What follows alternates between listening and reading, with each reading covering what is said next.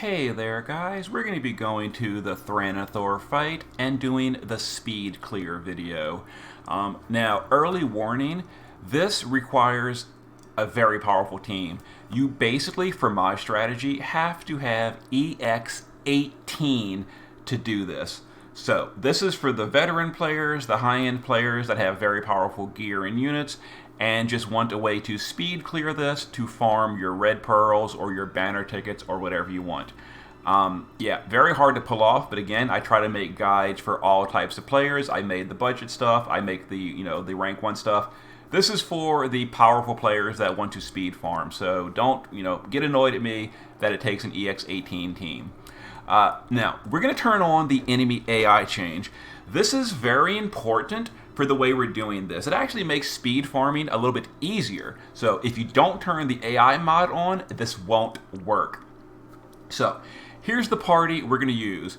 We're going to do 2 clears. I'm going to show you a way to do it in 2 turns, but that's going to require you to do a brave shifting, and some players for farming videos don't like to brave shift units. Understandable. We're going to be doing a 3-turn clear afterwards that doesn't require brave shifting. So let's get in here and first we're going to do the 2-turn clear. And sometimes, every now and then, the 2-turn clear won't quite work out. If that's the case, the 3-turn clear will still work. You won't fail. Anyway, notice during the ambush, the boss broke our stats and put up an undispellable 3-turn defense buff. So we're going to deal with this as follows. We're going to start off with Hurricane Harmony on Bulwark. Now, this is an ability that is only available if your morale is in the positive. Because we're an EX18 team, all EX3, we started at 105 morale in the positive. That only happens with an EX18 team, and that allows us to Hurricane Harmony on turn 1.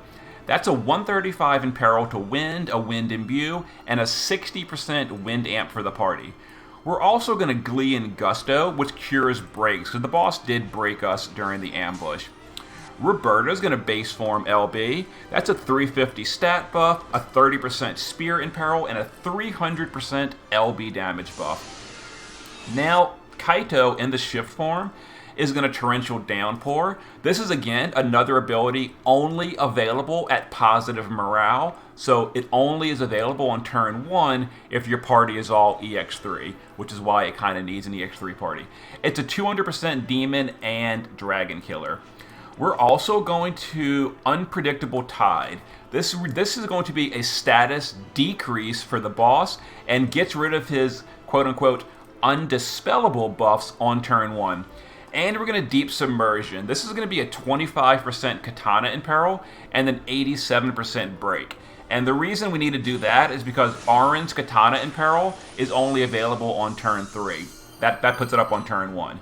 Now the rest of the party is going to burst. Carton's going to Frenzy. Frievia is going to triple in the shift form. We're going to Flick, Coop, and Flick. And then Auron is going to LB. Now practice your timing on the training dummy because Auron's LB is a little bit slow. But here we go. So this is going to deal a decentish chunk of damage, about 60-ish%, and push the first threshold. There we go.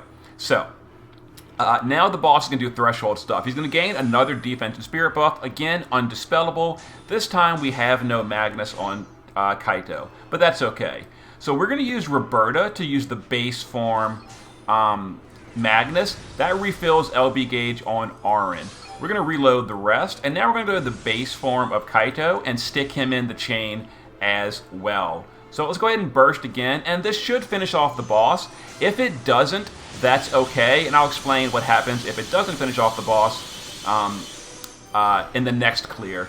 So there's the 2-turn clear. It does depend on variance. Every now and then, the second burst won't finish off the boss, but it's totally okay. We're going to do a 3-turn clear in the next strategy, and the 3-turn clear will not require brave shifting Kaito. So here we go. So here's the damage breakdown. As you can see, Auron is a decent chunk of damage. He did his regular LB twice. Carton obviously carries. Frievia is actually pretty good turn 1 damage with her chaining. It's not bad, actually. And then Kaito, you can't judge him because he was buffing on turn 1, and in turn 2, he did his burst without any kind of setup. But there's the 2-turn clear where you can farm things like the guaranteed 4-star ticket. There we go. Unfortunately, I've already got 3 of them and I am done farming.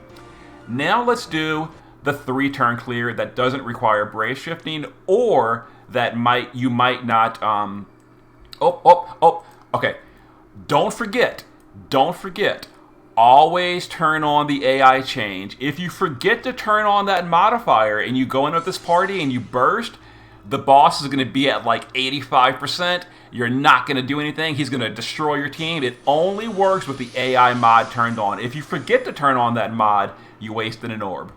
Anyway, so we're going to do basically the exact same thing as we did the other clear. We're going to go ahead and Hurricane Harmony and Glee and Gusto on turn 1. Roberta's going to LB on turn 1. Kaito is going to Downpour, Unpredictable, and Deep Submersion. So this is all the same for the turn 1 stuff. And we're going to burst again. Wait for all this to finish. And do our burst. So it's kind of like 2 variations of doing this. You can do the little bit harder to pull off turn 2 OTK, or you can do the turn 3 OTK, which doesn't require brave shifting. Okay, so here is the threshold. So now we're going to go ahead and do basically same thing again. Roberta is going to Draconic Triune. We can just guard Bulwark. Reload this again. The difference is we're just going to guard Kaito. We're not going to bother with him. Or, yeah, whatever. We can just guard him, and we can just burst again. So this is actually, more specifically, not so much the fact of saving a Brave Shift on Kaito. This is again an example of if you accidentally don't OTK the boss on turn 2. So here we go. So we push the threshold again. You know, not that big a deal. Whatever. So here, notice this is the big important thing. On this turn, the boss is absorbing wind. If you just go straight into bursting, he's going to absorb. You're going to cry. Bad things will happen. So the way you deal with that, Kaito is going to Crashing Wave. That is a perfect dispel, and it gets rid of the wind absorb. There you go. So that's handled, and all the debuffs are still there. Now we are broken from the threshold, so if you want to, you can Glee of Gusto with Bulwark. It's not necessary. But anyway, we're gonna go ahead and burst again. You don't need to refill Orange LB because his SLB was ready. But I mean, you could Draconic Triune if you really wanted to. That's not important. Now keep in mind, Orange SLB is very slow, so you want to chain it properly. Although honestly, we don't even need Orange to finish off here. Just the Bulking Strike chainers would have been enough. But whatever, there we go. So there's the 3-turn clear. That way you don't have to Brave Shift Kaito. There's no Brave Shifting involved on this clear. Or if you just didn't quite have the juice to go all the way on turn 2, turn 3 is totally fine. The only big thing is it's really, really important that on turn 3, you perfect dispel that boss's absorption away, or you will not finish him off. Now this is the thing where Auron got his SLB on turn 3 and did a nice chunk of damage too. So there's a way to either 2 or 3 turn speed farm this. As far as a turn 1 clear, I tried. I could not quite get a turn 1 clear OTK to work out. If someone does figure out a turn 1 OTK, let me know in the comments. That'd be pretty cool. I couldn't get turn 1 to work. Anyway, here is the party. Again, I hate to say this, but it kind of needs EX18 to work because those buffs are not available otherwise. Maybe with some tweaking, you could get an EX less than 18 to still work by using weaker buffs. It might. I don't know, honestly, but you'd be losing a lot of power. In any case, Naked Bulwark, Naked Roberta, their gear doesn't really matter. Auron was using